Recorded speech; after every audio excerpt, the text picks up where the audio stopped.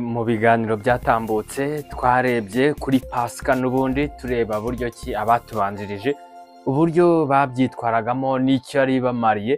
Rero n'ubundi dukomeje tureba ko bya Pasika turimo tureba mu isezerano rishya uko bimeze n'impinduka yabayeho. Tubonye mu isezerano rya kera uko babyubahirizaga n'icyo basabwaga gukora. Tugiye kurebera hamwe n'ubundi noneho mu isezerano rishya Imana idusaba kubikora gute, mu buhe buryo. Ngaho nguko rero nicyo kiganiro tugiye kwinjiramo. Tumaze iminsi mu biganiro twatambutse tureba Pasika uburyo cyagiye ikorwamo n'iki tubereye nyirizina. Ubu ni nawo murongo tugiye kureberaho nyirizina w'icyo Pasika, uburyo dukwiye kwiyubahirizamo mu isezerano rishya cyangwa mu gihe cyacu turimo mu gihe nk'iki ngiki. Ndabasuhuje ubwoko bw'Imana, amahoro y'Imana nabane namwe. People of God, aho muherereye hirya no hino ku isi, abaherereye hirya no hino muri Amerika, Afurika yose, Aziya, Europe, Australia, impande n'impande, mugubwe neza kandi n'iby'igiciro guhora twiga dushaka buryo ki tumenya iby'Imana ishima kugira ngo abe ari byo twubahiriza. Rero kuri Irera TV1 ni byiza yuko tuhahurira n'ubundi turimo kurebera hamwe iby'ingenzi mu byo tugomba kubahiriza nk'uko Imana ibidusaba, ariyo yatwemereye yuko tubaho muri iki kinyejana, muri uyu mwaka, muri uku kwezi, kuri iyi tariki, kuri uyu munsi, kuri iyi saha, yuko turaba turimo kurebera hamwe ibyo idusaba gukora no kubahiriza. Iyo turebye kuri Pasika nk'uko twabonye yuko habonekamo gucungurwa kw'abantu runaka, ariho twabonyeho mu isezerano rya kera hariho kunyurwaho n'ikibi cyari kigiye kugirira nabi ubwoko bw'Imana, ndetse tunakomeza tureba mu isezerano rishya icyo Bibiliya igenda ibigaragazaho n'icyo Imana idusaba gukora no kubahiriza. Niho tuza gusanga n'ubundi mu isezerano rya kera hariho kunyurwaho ikibi cyageraga ku bandi, abaturanijwe nk'ubwoko bw'Imana n'ikibagereho. Rero no mu isezerano rishya ni uko nguko, ntabwo bigiye kure cyane. Rero ku isezerano rya kera riba rimeze nk'igicucu cy'isezerano rishya, cyangwa isezerano rya kera rimeze n'ubundi nk'ubuhanuzi bw'isezerano rishya. Rero n'ubundi iyo turebye ikibi kirahari kandi gikomereye abari mu isi bose, aricyo rupfu rw'iteka ryose. Urupfu rw'iteka ryose ari rwo rupfu rwazanywe na Adamu ubwo yakoraga icyaha muri Edeni, ubwo Imana yabwiraga Aburahamu ati umunsi wariye kuri iki giti cy'ubwenge bumenyesha ikibi n'icyiza no gupfa uzapfa. Rero Adamu n'ubundi ibyo byamugezeho kuko yariye ku giti yabujijwe, urupfu ruba rwinjiye muri we, ndetse natwe twari kuzakomoka kuri we. Icyo cyaha kitugeraho cyangwa urwo rupfu rutugeraho. Icyo kibi rero twinjiyemo aricyo kiza kugaragara nk'ikibi dukwiriye gukizwa, nk'ikibi dukwiriye gukurwaho, nk'ikibi dukwiye kuvanwamo. Urwo rupfu arirwo dukwiriye kuvanwamo, dore ko Adamu n'ubundi twese yatworetse muri urwo rupfu, ku bamukomotseho twese. Rero dukeneye umurengezi wo kugira ngo atuvane muri urwo rupfu, dukeneye uwadukura muri urwo rupfu ku batararuvamo, ariko nk'abamaze kuruvamo nk'ubwoko bw'Imana. Turashima Imana kuko ari ku buntu bwayo, si bw'imbaraga zacu, si kubw'ubushobozi bwacu, si kubwo hari icyo twakoze kidasanzwe, ahubwo n'urukundo rw'Imana n'ubuntu bwayo. Rero abantu bo mu isi bose bagaragarwaho urwo rupfu twese tworetswemo nande na Adamu, cyangwa twese Adamu yadushyizemo kubwo gukora icyaha cyo kurya ku giti yari yarabujijwe. Rero turaza gusanga abantu bose twarahise tubarwaho icyaha, twahise tubarwaho urupfu rw'iteka ubwo Adamu yamaraga kurya kuri kiriya giti. Abamukomotseho twese umuntu avuka abarwaho kandi ari muri ruriya rupfu, kandi abarwaho icyo cyaha dukomora kuri nde? Kuri Adamu. Rero kugira ngo umuntu abe yabasha kurokoka kuva muri urwo rupfu, ni ubuntu bw'Imana n'urukundo rw'Imana kuko ubwo twahise twinjira mu murongo w'uko haboneka inzandiko twese ziturega yuko turi mu rupfu cyangwa dufashwe bugwate na Satani, yego, abari mu isi yose cyangwa abakomotse kuri Adamu bose ndetse n'abazamukomokaho bakomeje kuvuka kuri iyi si. Rero nk'uko inzandiko nyinshi cyane zazimo zigaragazwa yuko turimo kuregwa cyangwa turimo kugaragara yuko turi mu rupfu, niko byari biri koko, ariko Imana kubw'urukundo rwayo, kubw'ubuntu bwayo,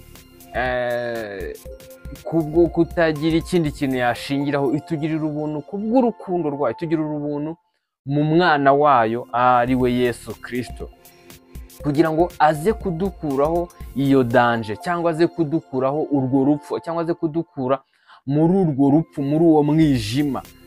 Niko rero kutanga umwana we, Imana itanga umwana wayo ari we Yesu Kristo kugira ngo aze gukura mu bari mu rupfu, aze kurubakuramo ku babyemeye.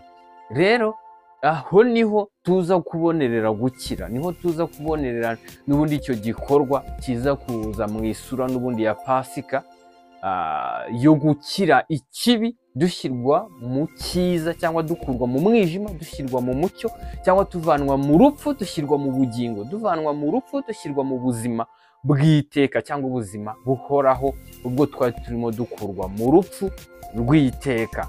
Rero Imana kubwo gutanga Yesu Kristo nk'umwana we utagira inenge, niwe wari ukwiriye, niwe wari ufite ubushobozi bwo kuba yakiza ababembe, kuba yakiza abari mu rupfu. Nuko we rwa rupfu rugomba kuba rutamubarwaho kugira ngo abashe kuba yarutesha agaciro kuba rufite. Nibwo rero Imana yamuduhayeho igitambo kugira ngo aze aducungure, adukure muri iyo danje, adukure muri urwo rupfu, adukure aho tworetswe na Adamu wa mbere. Rero Yesu Kristo azana Adamu wa nyuma kugira ngo atuvane mu rupfu twashyizwemo na Adamu wa mbere. Rero niho n'ubundi ijambo rigenda ribigaragaza muri Bibiliya yuko Yesu Kristo ari we wenyine dufite munsi y'ijuru cyangwa dufite muri iyi si wo kutuvana mu rupfu wenyine, nta wundi nzira yo gukiriramo usibye Yesu Kristo wenyine. Yesu ni nawe wabyivugiye mu butumwa bwiza uko bwanditswe na Yohana ibice 14:6, ariho yavuze ati, ni njye nzira n'ukuri n'ubugingo, nawe ujya kwa Data namujyanye. Yesu Kristo we yari yeruye amenyekanishije yuko ari we bugingo, ari uraza gukura abantu mu rupfu kugira ngo babone ubugingo, yuko ari we nzira n'ukuri n'ubugingo, yuko nawe ujya ku Mana atamujyanye. Mu by'ukuri Adamu akimara gukora icyaha yahise ava ku Mana, ndetse n'abo bamukomotseho bose baba bavanywe ku Mana n'icyo Adamu akoze. Rero kugira ngo tugaruke ku Mana ni muri Kristo Yesu, nk'uko Yesu yabyivugiye ati, ni njye nzira yo kujya ku Mana n'ukuri, ariko kuri kw'Imana n'ubugingo, nawe ujya kwa Data atari njye umujyanye. Yego, rero Yesu Kristo niwe rwinjiriro, niwe nzira, niwe kuri, kubwo kugira ngo tubashe kugera ku Mana, tugere kuri Data wa twese. Yego, rero Yesu Kristo niwe wenyine kuwabyemeye, kuwamwemereye kugira ngo yongere asubirane ubugingo cyangwa asubirane ubuzima buhoraho, ubuzima bw'iteka ryose. Rero niho turasanga ijambo ry'Imana rigenda ribikomozaho, ari ryo jambo turimo kureba n'ubundi ryerekana igikorwa cya Pasika cyangwa imirimo yikorerwa muri Pasika nyirizina. Ni ukuvanwa muri danje dushyirwa mu bwiza bw'Imana, ni ukuvanwa mu kibi dushyirwa mu byiza, ni ukuvanwa mu rupfu dushyirwa mu buzima buhoraho cyangwa mu bugingo bw'iteka. Rero niho ijambo ry'Imana ribishimangira mu Bakolosayi ibice 2 ku murongo wa 9 kugera ku wa 15. Pawulo niho abivugaho ati, nyamara muri we, ari we Kristo, muri we niho hari kuzuka k'ubumana kose, niho hari kuzura k'ubumana kose mu buryo bw'umubiri.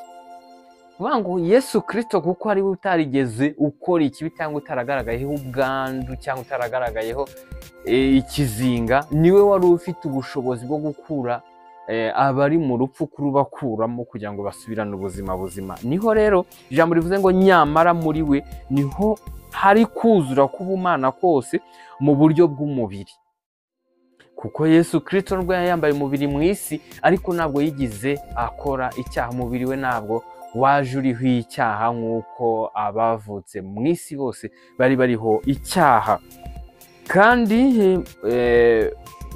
Kandi mwuzuriye muri we, ari we mutwe w'ubutware bwose n'ubushobozi bwose. Muri we ni namo mwakebewe, gukebwa kutari ukw'intoki, ahubwo ni ugukebwa kuva kuri Kristo, ariko kwiyambura umubiri w'ibyaha bya kamere. Ni ukuvuga ngo umuntu yamburwa umubiri w'ibyaha bya kamere ari uko avanwe mu rupfu na Yesu Kristo, kubwo kwizera yuko Yesu Kristo amubereye igitambo kibasha kumuvana mu rupfu. Nk'uko ijambo ribigaragaza yuko igihembo cy'ibyaha ari urupfu, n'ubundi kubw'icyaha Adamu yari afite cyamuhanirijwe n'urupfu, natwe abamukomotse icyo cyaha kitubarwaho, kandi natwe duhanwa nk'abari mu rupfu, kandi niko koko twari turi mu rupfu. Ariko haba hakenewe uko haboneka urupfu rw'utariho ikizinga cyangwa utagira inenge, kugira ngo abashe gucungura abari mu rupfu. Yego, byumvikane, uri mu rupfu akeneye umuzima kugira ngo apfe abone kumucungura ave muri rwa rupfu. Rero nta muzima wari usigaye wari uriho mu isi usibye Yesu Kristo wavutse mwubashije, nk'ufite ubushobozi kandi wari muzima, wabashaga gucungura abari mu isi bose. Kuko abari mu isi twese, abantu bose bafatwaga nk'abapfuye, kandi niko kwari guhari kuko twari twavukiye mu rupfu. Rero hagombaga kuboneka umuntu muzima utariho ubwandu, utari mu rupfu, kugira ngo abashe gucungura abari mu rupfu, babashe kuba bazima. Niho rero Yesu Kristo yaje atari mu rupfu, abasha gucungura abari mu rupfu. Kubw'ubushobozi ndetse n'ubutware bw'Imana, Imana irongera muzura nawe asubirana ubuzima, asubira kuba muzima, ntiyaheranwa n'urupfu, kuko yari udasanzwe. Imana yacu ishimwe cyane, kuko ni wari ukwiriye kuducungura. Rero ibyo ngibyo no kuducungura, icyo gikorwa cyo kuducungura ni kubw'ubuntu bw'Imana, nta kiguzi twari dufite cyo gutanga, kuko twari dupfuye. Kubwo abari bapfuye nta kintu twabashaga gukora, kuko upfuye nabasha gukora, nabasha no kuvuga, nabasha nabasha gukora, nabasha kugenda, nta gikorwa abasha gukora na kimwe, kuko abapfuye. Rero upfuye upfire mu byaha aba akeneye umuzima kugira ngo abashe kumukuramo. Rero Imana yatugiriye ubuntu kubw'urukundo rwayo, itanga umwana wayo w'ikinege kugira ngo abashe kurokora abari bapfuye. Ubyemera, ubyizera, niwe ubasha kurokorwa na Yesu Kristo.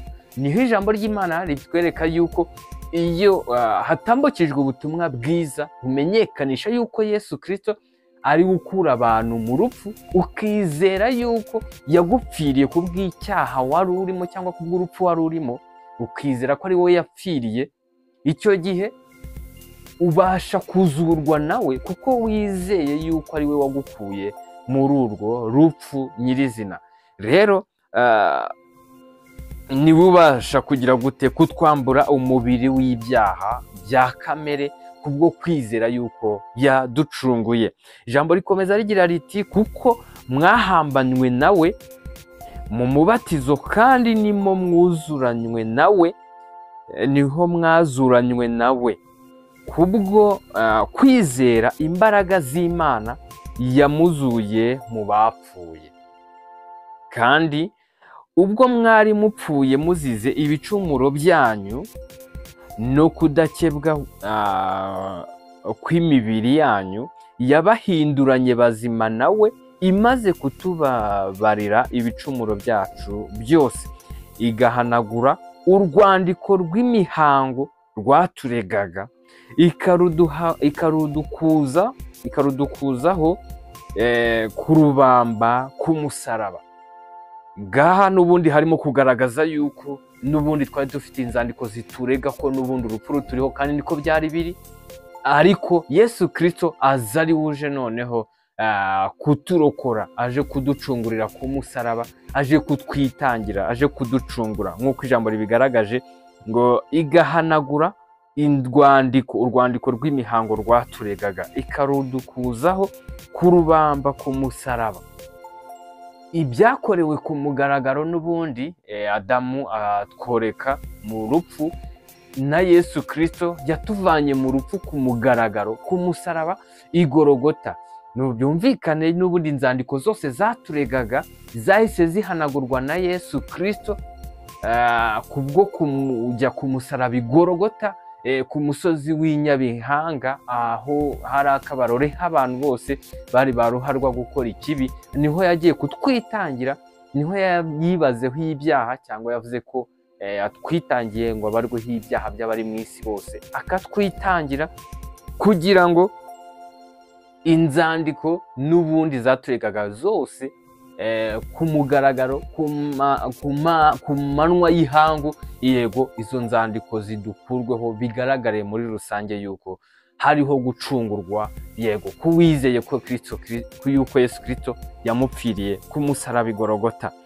Niho ijambo n'ubundi ryerekanye yuko ngo igahanagura urwandiko rw'imihango rwaturegaga, ikarudukuzaho ku rubamba k'umusaraba, kandi imaze kunyaga abatware n'abafite ubushobozi, ibahemura ku mugaragaro, ibivuga hejuru ku bw'umusaraba.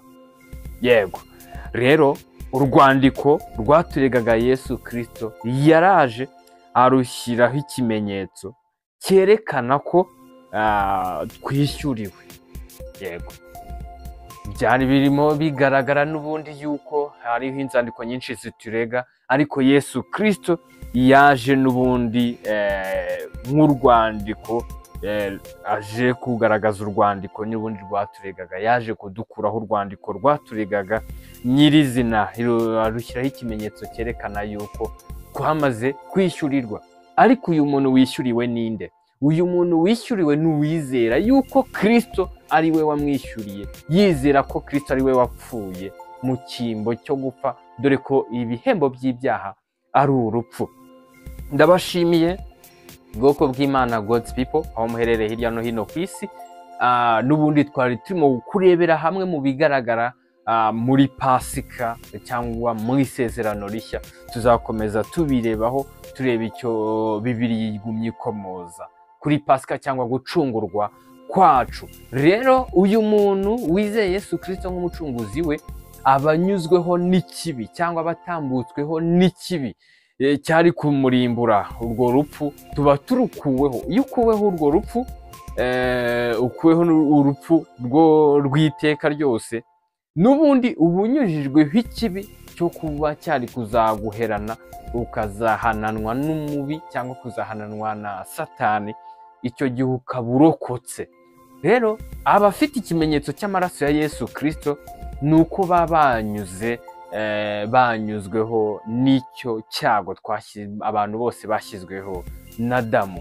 Rero iyo wizeye Yesu Kristo ko yagucunguye, ubuvanywe mu rupfu washyizwemo na Adamu, ahubwo ushyizwe mu bugingo, winjijwemo na Yesu Kristo, nk'uko abivuga ngo ni njye nzira n'ukuri n'ubugingo, nawe ujya kwa Data namujyanye. Yesu Kristo aba akugejeje kuri Data wa twese, ukazagororerwa mu bwami bw'Imana, ukazagororerwa kuzaba mu bugingo buhoraho, ndetse ubu buhawe ako kanya ukimara kwizera. Ndabashimiye.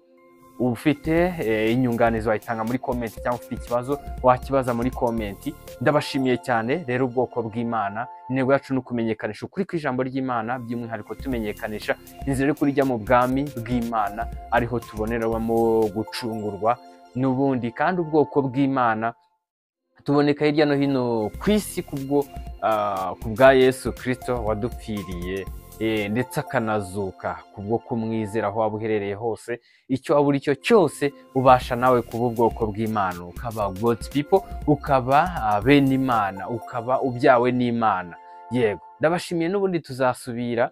Yego, kandi mugumye mugubwe neza, ubwoko bw'Imana, n'ubundi buri gihe, buri hantu, kuri buri gikorwa, doza umutima ku by'iwacu mu ijuru. Ndabashimiye, mugubwe neza, kandi amahoro y'Imana n'ubuntu bw'Imana bigwire muri mwe, mubiheshejwe no kumenya Imana na Yesu Kristo umucunguzi wacu. Murakoze cyane.